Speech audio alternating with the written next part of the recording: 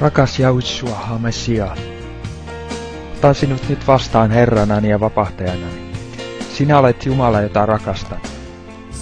Uskon, että sinä maksoit hinnan synneistäni Golgatalla. Sinä kuolit ja nousit ylös kuolleista 3. päivänä.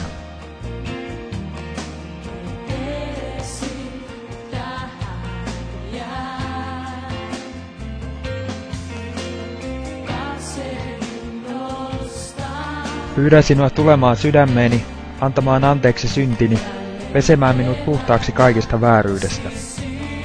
Olen pahoillani, että olen tehnyt syntiä ja käännyn pois noista synneistä.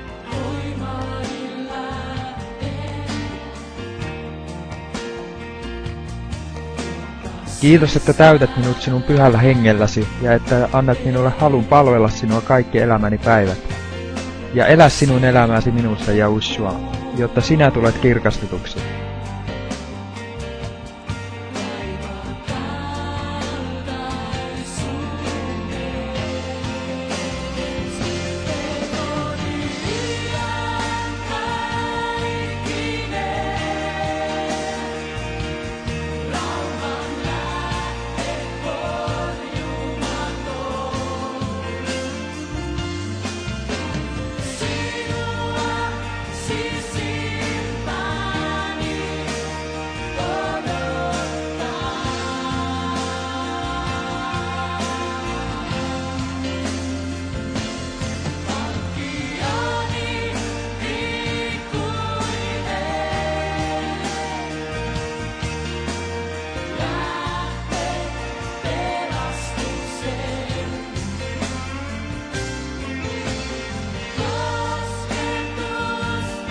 Kiitos, että annat minulle halun lukea raamattuasi. Anna minulle viisaus ymmärtää sitä. Kiitos, että rakastat minua, pelastat sieluni ja saat uskoni kasvamaan, jotta eräänä päivänä tulen olemaan kanssasi taivaassa.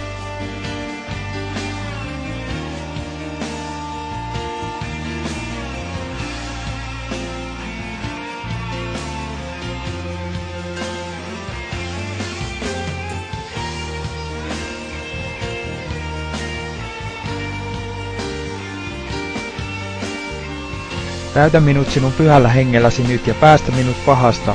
Sinun nimessäsi, Yahushua, minä rukoilen.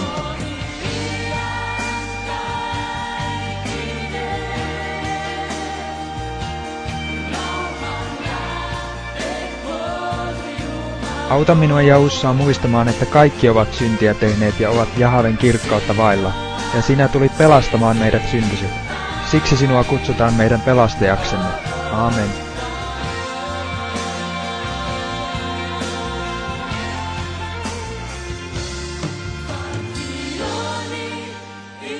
Lue tämä rukous uudestaan, älä tällä kertaa päälläsi, vaan kaikesta sydämestäsi. Luota siihen uskossa. Ja muista, että Yahushua ei ole ainoastaan Jumala, vaan hän on paras ystäväsi.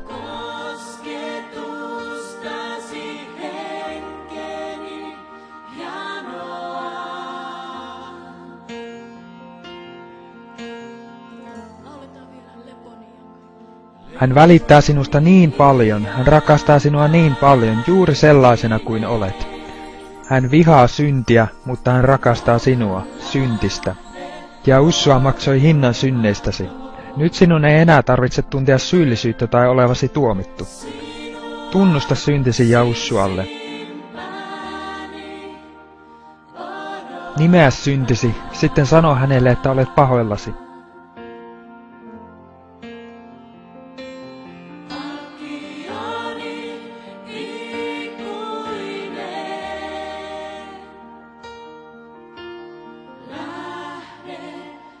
Pyydä häntä antamaan sinulle anteeksi kaikki menneisyyden ja nykyisyyden synnit.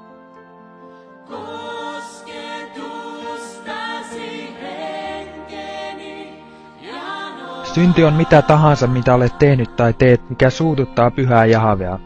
Kukaan ei ole täydellinen, muista se. Opi elämään pyhänä ja noudattamaan kaikkia Jumalan 10 käskyä ja uskoa nimen ja veren voimalla. Ei ole mahdollista elää pyhänä omassa voimassa ilman hänen verensä, nimensä ja pyhän hengen voitelunsa voimaa.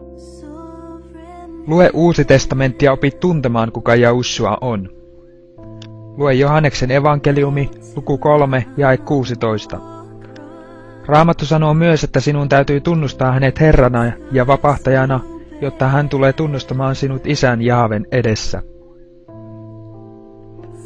Hän on noussut kuolleista ja istuu nyt Jahven oikealla puolella taivaassa. Opi tuntemaan Jahussua. Lue Johanneksen evankeliumi luku 17 jae 3. Iankaikkinen elämä tarkoittaa Jahussuan tuntemista. Tämä alkaa nyt. Älä häpeä Jahussuaa, hän ei häpeä sinua. Kerro jollekulle, että olet ottanut Golgatan ja Nasaretin Jahussuan vastaan tänä päivänä. Kaikki enkelit taivaassa iloitsevat. Anna meidän iloita kanssasi. Jos tarvitset pastoria, meillä on enemmän kuin yksi. Tervetuloa Jahussuan perheeseen. Odotamme innolla tapaavamme sinut taivaassa, jos ei maan päällä.